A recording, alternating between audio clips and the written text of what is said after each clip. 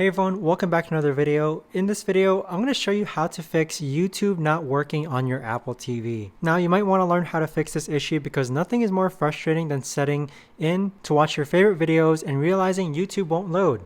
Whether it's due to an app glitch, internet problems, or outdated software, I'll walk you through some simple steps to get YouTube back up and running. Now this video is particularly useful for anyone who wants to rely on YouTube for entertainment, tutorials, or streaming and is experiencing trouble with the app on their TV. So either way, this video is going to be short, sweet, and simple, guys. There's not going to be a lot of steps involved, but let's go ahead and get started so that you can learn how to fix YouTube not working on your Apple TV. Now I recently came across this process where my YouTube app wasn't working on my Apple TV, and the way that I actually fixed this was that I went ahead and went into this settings option here, and then from here you want to go ahead and click on system. Next you want to scroll down to where it says restart, and what this does is that it actually resets your Apple TV and all the apps inside of it, so that'll actually reset your YouTube app. So once this actually is finished, it'll take a couple seconds for Apple TV to actually load. And so now once I load YouTube, it now works for me loading the app.